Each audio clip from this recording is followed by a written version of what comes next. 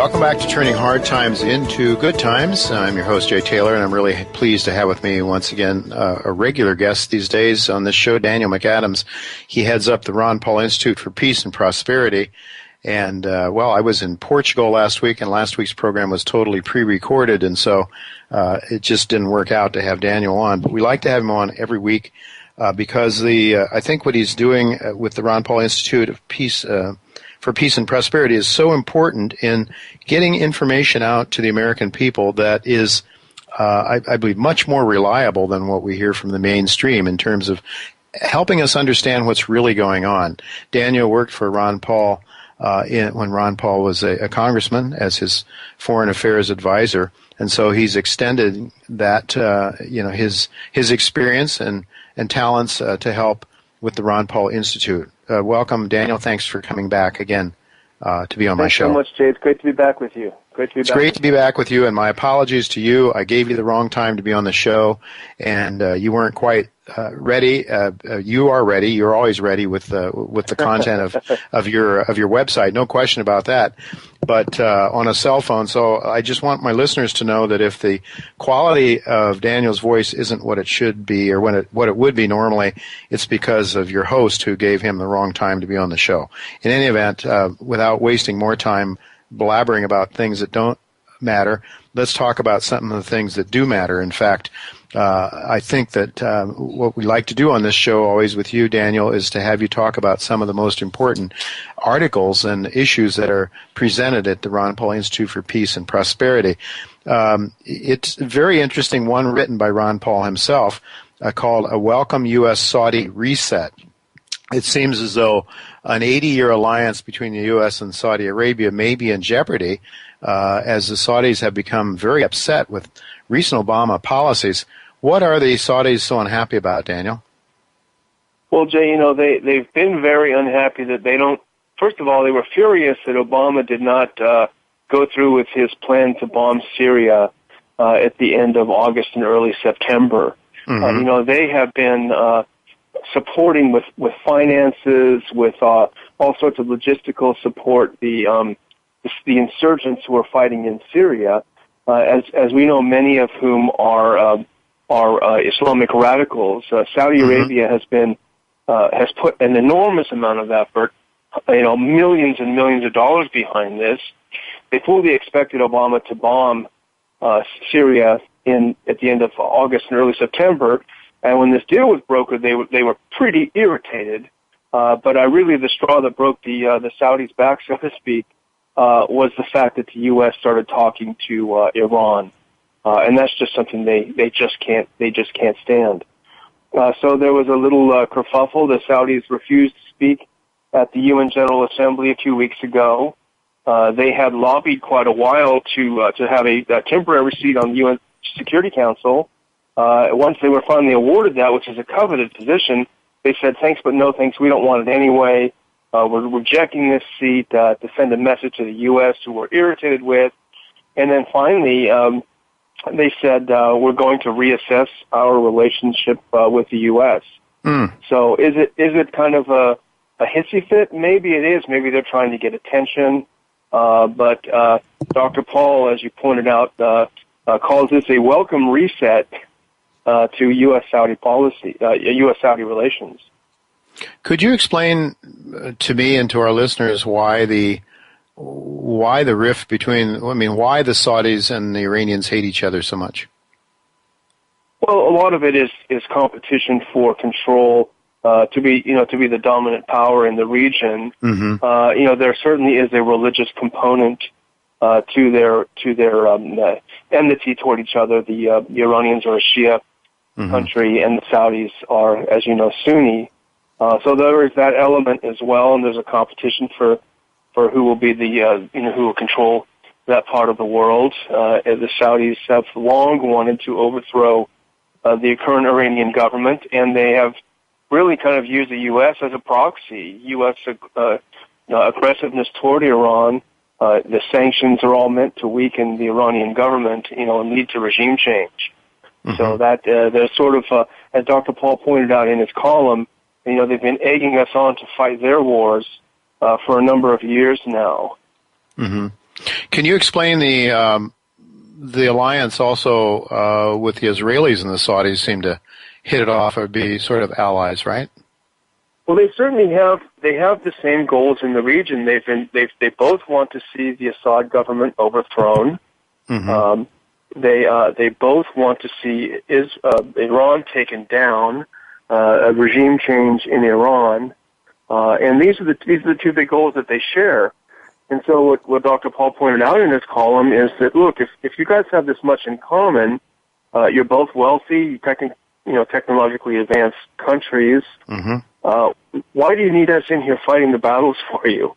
Why don't the two of you just get together, sort it out, and do your best to reorganize the region as you wish? It's high time that we disengage from that part of the world. Mm-hmm. Yeah, well, what is the answer to that? Why do they need us? Why do they want us? Well, the Saudis have virtually no military capability. They've got a lot of money, and they buy a lot of fancy weapons. But there's for both countries there's an implicit U.S. military guarantee that if they get out of line or if they're attacked or what have you, the U.S. will come to their aid. Mm-hmm. And going back to Dr. Paul's column, I think he rightly points out. I know you use this term a lot in economics, but there's a certain type of moral hazard in foreign policy as well. Mm-hmm. When a country knows that a much stronger, friendly country will fight its battles for it, it tends to be more reckless in its policies. Mm-hmm. So this has been the case with both Israel and Saudi Arabia, in recent decades. And it might be a much more healthy situation if they did not have, if we did not have this moral hazard that allowed them to behave more recklessly in the region. Mm-hmm. And they would be better off as well because they would be forced to look for different ways of making peace, of solving the problems that they have with other countries in the region. So it's certainly it would be to our benefit, which obviously, Jay, is our first concern. Both financially in terms of our own national security. It doesn't do us any good to irritate more people overseas. We see what that brings. Right. So it does help us, but it certainly doesn't hurt them, and it helps them quite a bit as well. Well, we see what that brings. Dr. Ron Paul talked about it in the campaign, and the CIA has seen it, but the American people have been brainwashed to believe that it's that there's no repercussion. We go over and bomb and kill people with drones and stuff, that we should just expect they should be happy that we do that for their own good, I guess, so I don't quite get it, but that's, it seems like, though, that the Saudis, are they warming up to the Russians? Are they playing sort of hard to get, or what's going on there? There seems to be a warming up of relationship between Russia and Saudi Arabia. Is that true? Well, I don't think they really have anywhere else to go. There was this meeting that was reported at the end of July between the Saudi intelligence chief Bandar bin Sultan, who, as you know, was the ambassador to the U.S. in Saudi Arabia for about 20-some years. And he supposedly went to meet with President Putin, and the story went that he offered him all sorts of incentives to dissociate himself from the Assad government in Syria, and that President Putin said, no dice, get out of here. The Kremlin has denied that this is what happened at the meeting, so it's hard to say exactly. But clearly there was something that seemed to be rebuffed, I think, in this meeting at the end of July. But so no, I don't think that there's a new warming in relations, and I also don't think they have anywhere else to go. The Chinese are not someone the Saudis can look to as a protector. For one very good reason, that the Chinese have no global empire aspirations. They're not foolish enough to get bogged down like, unfortunately, we have over the past few decades in trying to run the world. So they really don't have anywhere to turn for protectors. And unlike in 1973, oil is now a much more fungible commodity. And Dr. Paul wrote about this. They no longer, a new Arab oil embargo would no longer have the same effect on the U.S. It certainly would be inconvenient if they chose to do something so drastic, but it wouldn't bring us to a screeching halt like it would have, like it did, these 40 years ago. Because oil is more fungible now, and the Chinese would pick up the supplies, or I mean, let's say if they held the oil off the markets, there's other sources we can get it now, I guess. And of course, fracking and that sort of thing in the U.S. is providing supplies that we didn't used to have. We're not nearly as dependent as we used to be. Is that the argument? Exactly, and it certainly wouldn't be something that would be welcomed or convenient, but it wouldn't have this. It wouldn't grip the economy, as you know. Back then, it forced us into a recession. It had a long-ranging effect, and it just. It wouldn't be the same. It wouldn't be the same scenario this time around. So I think they don't have very many places to turn. We see every few years the North Koreans throw a hissy fit to try to get our attention, and maybe this is what the Saudis are doing here. Dr. Paul, I think in his article, talked about Osama bin Laden's stated goal of sucking the U.S. Into military conflict to run us into the poorhouse. Is that what's going on here? I mean, is it Al Qaeda? I don't quite get the connection. I mean, on the one hand, the Saudis seem to be aligning themselves with all these bad guys, people we're supposed to be at war against,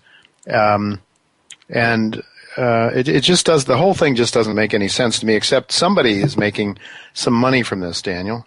Somebody's making money, right?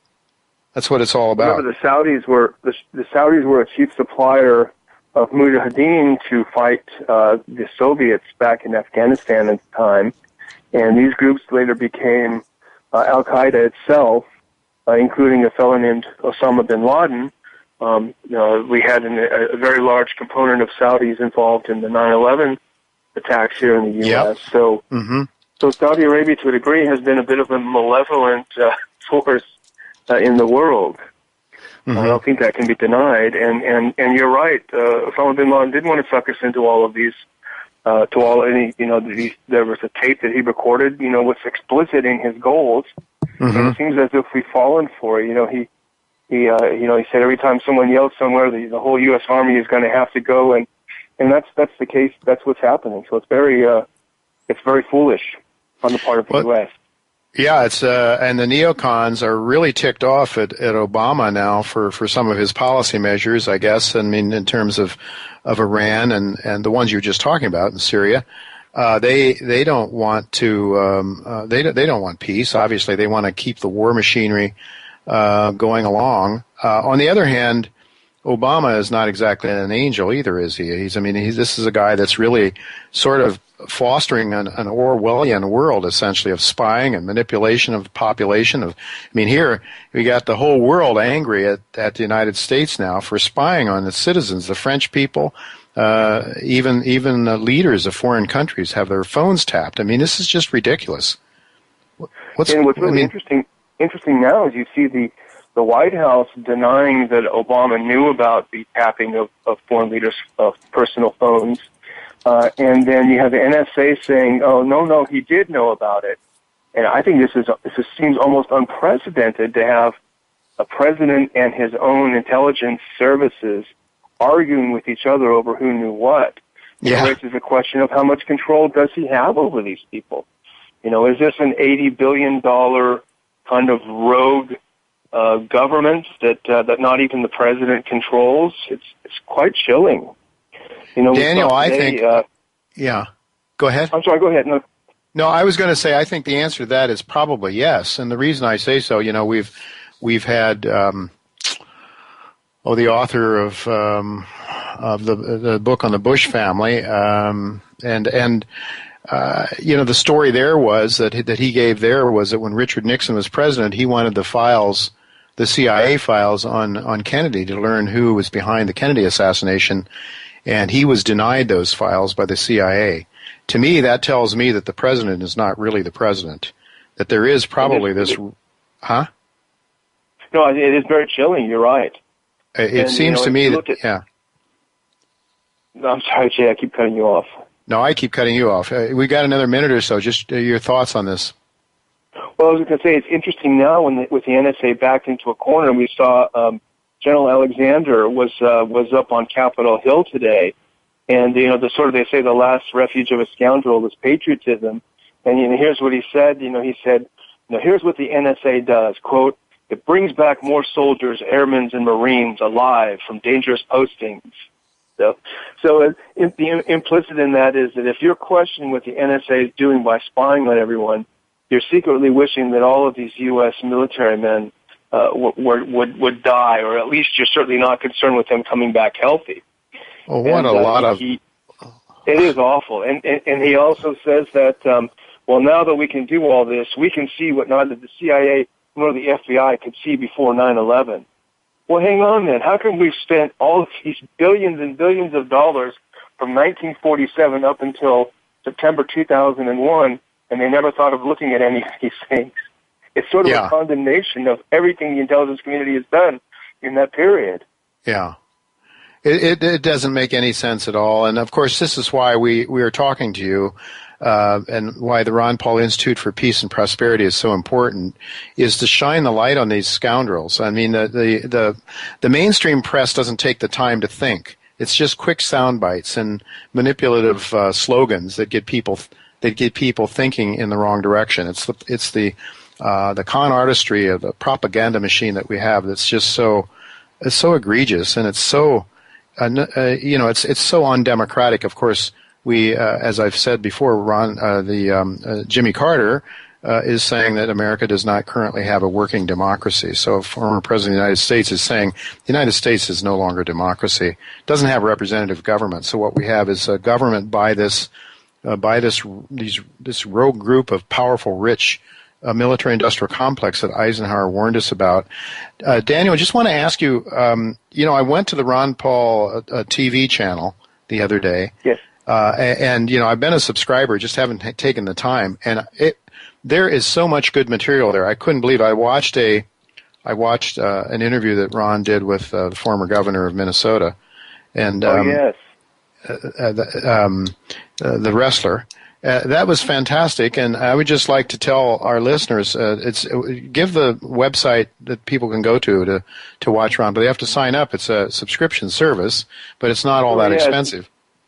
No, it's not. It's ronpaulchannel.com, and it's a great deal of fun. It's wonderful to see Dr. Paul interviewing all these very interesting people, and he's no longer on the floor of the House, so he doesn't have to pull any punches. No, he lets you know what he thinks, and it's just so wonderful that he's doing this, and all of these shows are preserved. As you say, you can go back and look at it at your convenience, at your leisure, and he's just involved in a lot of cutting edge things on it. So, I like you, Jay, I was an early subscriber, and I have a ball with it. I think it's terrific. The only complaint I have is the time. They're extensive interviews, I believe, at least the one I saw with the governor. And it's having a senior moment here, Daniel. The governor's name, the former wrestler. Jesse Ventura. Yeah, absolutely, Jesse Ventura. Sometimes he'll do just a 5-minute. He wants to talk about something in the news. That's the wonderful thing about an internet show. You have your own schedule. If there's a short comment he wants to make about something in the news, he'll do a 5-minute. Something like with Governor Ventura, you spend a good half an hour or so on it. So it really does vary by topic. Yeah, well, it's a gold mine of information, just as the Ron Paul Institute for Peace and Prosperity is a gold mine of gold mine that you can go to, and that is free, and you can catch Daniel's articles, a whole host of other people, scholars and politicians, I would say statesmen rather than politicians, because I don't think Ron has politicians on his show, or on his, that are involved with him in any kind of serious way. But anyway, I want to thank you, Daniel. We're out of town. I'm out of town. I'm out of something. I'm out of time, and I'm out of my mind the way it sounds. We do have to go to a break. So thanks so much for being with us again, Daniel. I look forward to talking to you again next week. Thank you. So much.